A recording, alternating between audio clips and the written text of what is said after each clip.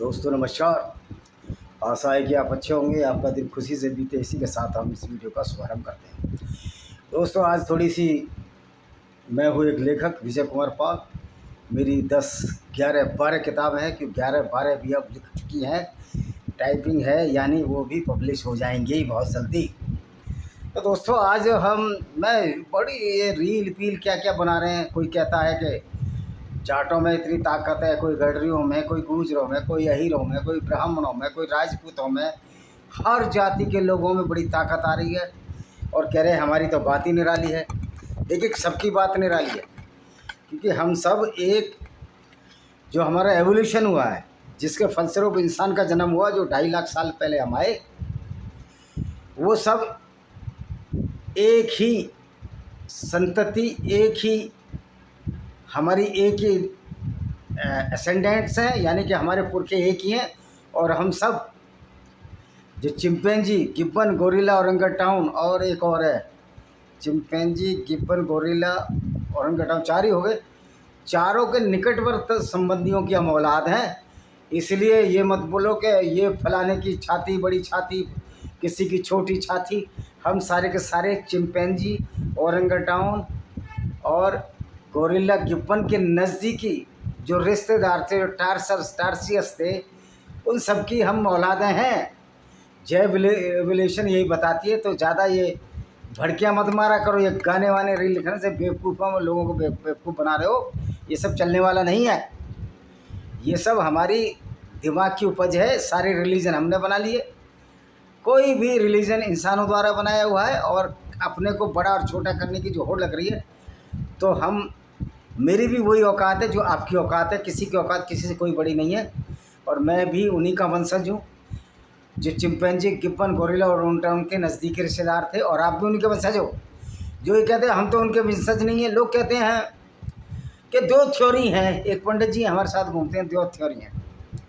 कुछ कहते हैं हम ऋषि मुनियों के औलाद हैं, कुछ कहते हैं हम गिब्बन, गोरिल्ला, चिंपैंजी के रिश्तेदारों के औलाद है।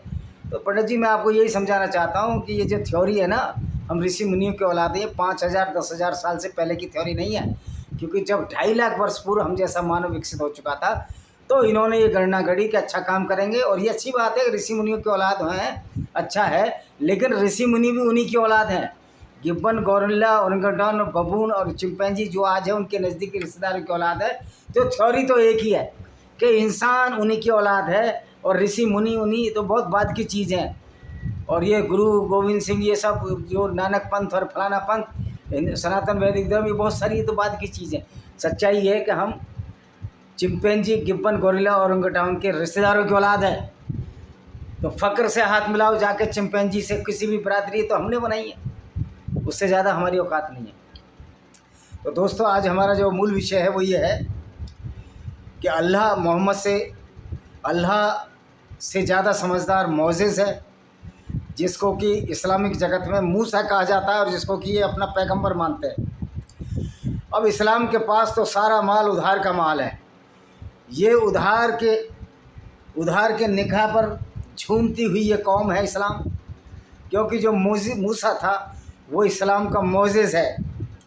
जिस तरह इब्राहिम वो ईसाई है, यहूदियों का अब्राहम है, दाऊद डेविड है। यानी कि ये मुसलमान झूमती कैसी कौम है जो गफलत में है, जिसके पैगंबर भी अपने नहीं। सारा का सारा माल चोरी किया हुआ माल है। सब चोरों का समूह। इस्लाम को मानने वाले लोग उस चोरों के समूह की विचारधारा को मानते हैं जो मोहम्मद और उसके साथियों ने यहूदियों की धर्म पुस्तक तोरा से और ईसाइयों की धर्म पुस्तक का ओल्ड टेस्टामेंट एक पार्ट जो बाइबल का है उससे चुराई। और आपको यह बता दूं कि बाइबल का ओल्ड टेस्टामेंट और मोहम्मद का, इस्लाम का कुरान, बाइबल का ओल्ड टेस्टामेंट और यहूदियों की धर्म पुस्तक तोरा एक ही बात है, कोई फ़र्क नहीं है। तो दोस्तों आज उसी पर कहते हैं कि मोहम्मद, जैसे कि हमने बताया, एक झूठी यात्रा पर गया। एक झूठा जो किस्सा गढ़ा था कि मैं अल्लाह से मिलने गया, 7वें आसमान पर मोसेस से मिला, उसके बाद फिर अल्लाह से मिला और अल्लाह ने मुझे क्या क्या बताया उसका बताते हैं जो हमने किस्सा बताया। तो जो फ्रॉड किस्सा था, पहली बात तो जो गैब्रियल फरिश्ता था वो इस्लाम का नहीं है, उसको जिब्रील मोहम्मद ने ज़बरदस्ती बनाया। उधार का सिंदूर लिए बैठे लोग तुम दुल्हन बनने की कोशिश करते हो, अल्लाह की दुल्हन वो बन ही नहीं सकते, क्योंकि अल्लाह ही खुद नहीं है।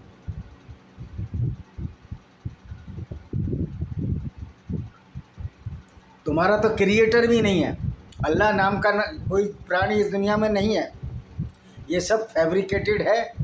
तो दोस्तों, अब उस फ्रॉड यात्रा पर, हालांकि मोहम्मद अपनी चचेरी बहन फकीता के घर में था, उम्मा हनी के घर में था, जो इसको प्यार करता था ये, और इनके संबंध थे। इससे सिद्ध होता है कि एक बार जब मोहम्मद ने फकीता का रिश्ता अपने चाचा अबू तालिब से मांगा, तो मोहम्मद को मना कर दिया चाचा ने, कर आप कुछ करते धरते नहीं हो, और मैं इसका रिश्ता उसी से करूँगा जिस कबीले ने हमको अपनी लड़की दी है।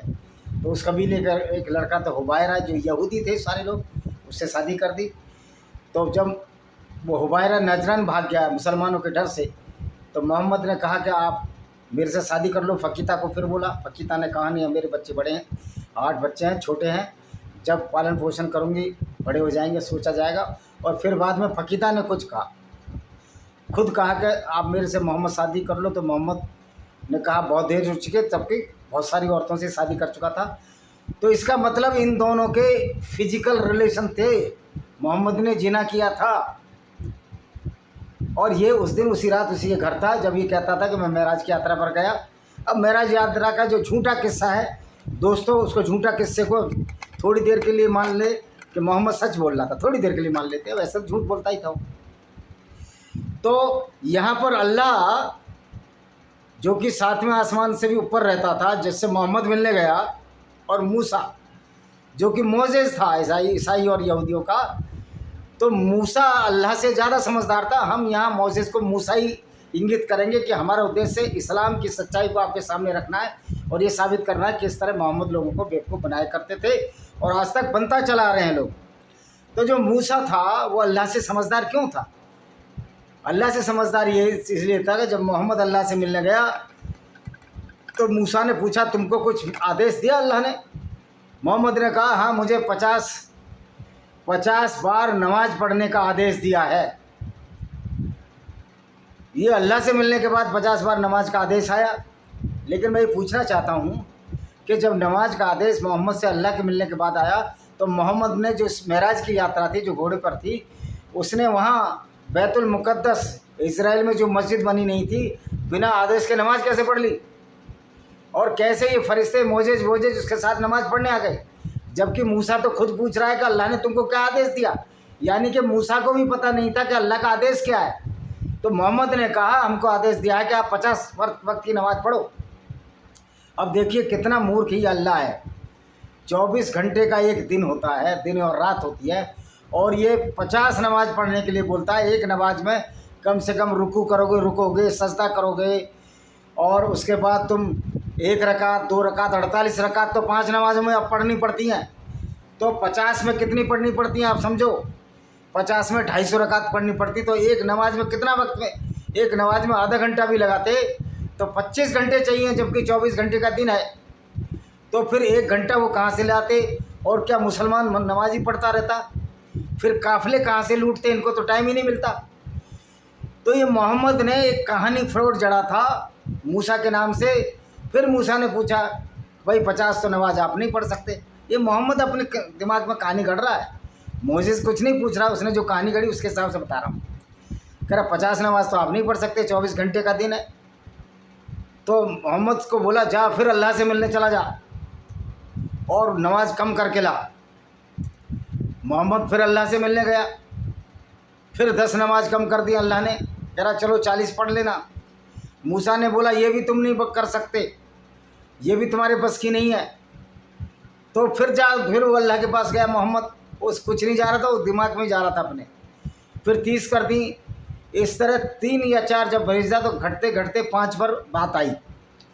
मूसा ने कहा 5 नमाज ही पढ़ सकते हो। मूसा ने कहा 5 भी नहीं पढ़ सकते, क्योंकि बनी इज़राइल जो इनके यहूदी थे, जो 12 कबीले थे जिनके साथ मोसेस यानी मूसा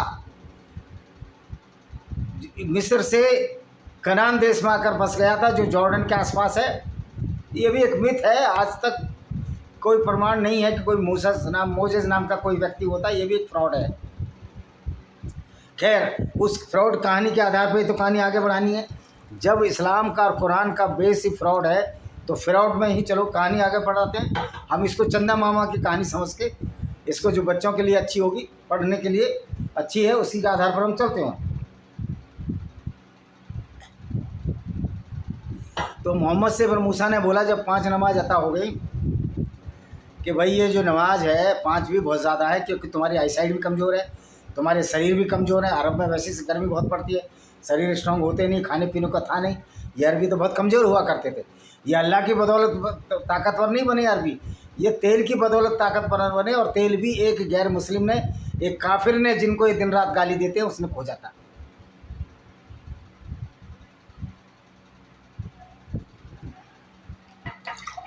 प्यास, गर्मी बहुत ज़्यादा है तो पानी पीना पड़ रहा है। तो 5 नमाज ज़्यादा, आपकी आईसाइट कमज़ोर है। तो मोहम्मद फिर अल्लाह के पास गया कि भाई ऐसे ऐसे मुझे कह रहे। तो उसने, मोहम्मद ने बोला, मोहम्मद से अल्लाह ने पूछा कि मदर ऑफ बुक क्या कहती है? तो ये लब्बैक लब्बैक बोला। उन्होंने कहा अब यही फाइल है, 5 नमाज पढ़ो आप, और 5 नवाबों का सवाब 10 गुना ज़्यादा मिलेगा, यानी 500 नमाजों के बराबर मिलेगा, या 100 गुना ज़्यादा मिलेगा। तो भाई क्या फिर अल्लाह को पूछना चाहिए मुसलमानों को, या मोसेस को पूछना चाहिए? मेरे ख्याल तो मूसा को पूछना चाहिए। मूसा अल्लाह से ज़्यादा अक्लमंद है। दुनिया बनाने वाले अल्लाह को ये भी नहीं पता। वैसे तो उसने घंटे बनाए 24, लेकिन नमाज 50 दे दी। तो ये सारा फ्रॉड आप क्या समझते हो ये अल्लाह का था? अल्लाह तो एक काल्पनिक पात्र है। मोसेस भी एक काल्पनिक पात्र था, क्योंकि मोहम्मद कहानियाँ पढ़ता था, यहूदियों के मेले में जाता था, ईसाइयों के मेले में जाता था, और वहाँ ये कहानियाँ सुनता था, कथाएं होती थी, मेला लगता था। और फिर ये मक्का नाम की मस्जिद में भी कैसे सो रहा था? मक्का तो उस समय मस्जिद ही नहीं थी जब मोहम्मद 621 में गया। मक्का तो, काबा तो मस्जिद पवित्र, इनके लिए पवित्र नहीं था, उसमें तो मूर्तियाँ पूजी जाती थी। तो कहानी में इतना घालमेल है, इतना घालमेल है, जिससे सिद्ध होता है कि महराज की यात्रा फ्रॉड थी। और अल्लाह से ज़्यादा तो मोसेस विद्वान था, क्योंकि जब मोसेस भेजता था अल्लाह आयतें कम करता चला जाता था। तो ये था इस्लाम का फ्रॉड जो मोहम्मद ने गढ़ा। इसी के साथ मैं इस वीडियो को विराम देता हूँ। दूसरा वीडियो मैं डालूंगा आज का ही, वो दूसरे टॉपिक पर, उसकी मैं तैयारी करूँगा, फिर आपको बताऊँगा किस तरह इस्लाम में बहुत बड़ा घालमेल है, फ्रॉड है। जैसे कि महराज की यात्रा के नाम पर ही फ्रॉड मोहम्मद ने रचा। और मज़े की बात, आज इसको मुसलमान मान रहे हैं कि बुराक नाम के जानवर पर सवार हो रहे हैं। तो किसी भी कौम को अगर बर्बाद करना है तो उसको झूठी फैलेसी में, जैसे कि इस्लाम में मुसलमानों को अल्लाह के नाम पर एक झूठी विचारधारा में मोहम्मद डाल गया। और मुसलमानों के साथ अगर सबसे बड़ा धोखा हुआ है तो इनके प्यारे नबी रसूलुल्लाह सल्लल्लाहु अलैहि वसल्लम मोहम्मद साहब की एक करामात है। वास्तव में वो बड़ा ही करामाती आदमी था। एक ऐसी कौम को खड़ा कर गया, एक ऐसी किताब लिख गया जो कि पूरी की पूरी तरह से क्रिमिनोलॉजी है। क्रिमिनोलॉजी क्या बोलते हैं इंग्लिश, हिंदी में अपराध शास्त्र है। तो कुरान से बड़ा कोई अपराध शास्त्र नहीं हुआ। अगर कोई किताब ये कहती है कि ऊंच नीच जन्म के आधार पर, वो भी अपराधी किताब है, लेकिन ऐसी किताब लाओ तो सही। लोग कहते हैं मनुस्मृति में लिखा, मैंने अभी पूरी मनुस्मृति नहीं पढ़ी। अगर मनुस्मृति में भी लिखा है कि सूत्रों को पिघलाकर गरम शीशा डाल दिया जाए कानों में, तो वो भी बहुत बड़ा अपराध शास्त्र है। उसके भी हम तायद नहीं कर सकते, उसकी भी निंदा करेंगे। लेकिन अगर नहीं लिखा, ये पढ़ने के बाद मैं मनुस्मृति पर भी कुछ चैप्टर बनाऊंगा जो ये कहते हैं कि मनुस्मृति में छेपक डाल दिए। तो भाई उन छेपकों के बारे में चर्चा करो, उनको हटवाओ किताब से। ये छेपक डाल दिए मनुस्मृति बदनाम होगी, इसका तो प्रूफ तुमको लाना पड़ेगा। फिर ओरिजिनल मनुस्मृति लाओ जिसमें छेपक नहीं थे, तब तो हम मानेंगे कि मनुस्मृति में कोई गलत चीज़ नहीं है। अगर आप ओरिजिनल मनुस्मृति नहीं लाते हैं और इन छेपकों की बात करते हैं, छेपक डाल दिए, तो हमको कैसे मालूम होगा कि ओरिजिनल मनुस्मृति बहुत अच्छी थी? इसी तरह कुरान वाले भी कहते हैं कि कुरान तो बढ़िया थी, इसमें से मोहम्मद का नाम यहूदियों की धर्म पुस्तक में से हटा दिया गया और ईसाइयों की धर्म पुस्तक से मोहम्मद का नाम हटा दिया। वो मूर्खों, जब मोहम्मद पैदा बाद में हुआ है, कुरान से पहले ही बाइबिल और तौरात लिखी गई है, तो मोहम्मद का नाम कहाँ से आता और कहाँ से हटा दिया जाता? अगर हटा भी दिया जाता तो बाइबिल लाइए, वो तौरा लाइए जिसमें मोहम्मद का नाम था, तुमने हटा दिया। तो ये सब बयानबाजी है। मोहम्मद ने जितना मूर्ख मुसलमानों को बनाया, और जितना मूर्ख आज मुसलमान इस्लाम के नाम पर बन रहा है, ऐसी जाहिलियत और किसी कौम में अगर पाई जाती तो कब का रिफॉर्म हुआ जाता। लेकिन ये ईमान का जो कीड़ा है, जो ईमान का वायरस है, जो कि आदमी को बुद्धिहीन बनाता है, ब्रेन वॉश करता है, ये आज हमारे मुसलमानों की वाट लगाने में लगा हुआ है। हाँ, ये अच्छा संकेत है, कुछ समझदार मुसलमान इस्लाम को छोड़ रहे हैं, और जब इस्लाम को छोड़ेंगे जब भी इस दुनिया का उद्धार होगा, जब इस दुनिया से इस्लाम खत्म हो जाएगा, नस्तानाबूद हो जाएगा, तभी उद्धार होगा। कुछ राक्षसी प्रवृत्ति के लोग इस विचारधारा को चलाते रहेंगे, क्योंकि एक राक्षसी प्रवृत्ति है। तो उनके लिए हमने एक आर्मी तैयार की है जो जिहादी असगर करेगा, जो गैर मुस्लिमों को कत्ल करने की बात करता है, उनके लिए काफिर इंटरनेशनल आर्मी है। और मेरे काफिर इंटरनेशनल आर्मी के सदस्य जो पाकिस्तान में रहते हैं, हाफिज सईद, क्या कुरैशी, सैफुल्ला, कसूरी, इन सबको मारने के लिए आपको सिर्फ 3 महीने का टाइम है। उसके बाद कार्रवाई फिर हम दूसरे देश से करवाएंगे पाकिस्तान पर, इन आतंकवादियों को समाप्त करेंगे। हमारा भारतीय आर्मी से कोई मतलब नहीं, किसी तरह की कोर आर्मी से मतलब नहीं, हमारा उस आर्मी से मतलब है जो काफिर इंटरनेशनल आर्मी है, जो सच्चे विचारों के लिए लड़ेगी, जो इस्लाम को नेस्ताबूद करने के लिए अब तैयार है। इसी के साथ हम इस वीडियो को विराम देते हैं। वंदे मातरम, जय हिंद, आपका दिन शुभ हो।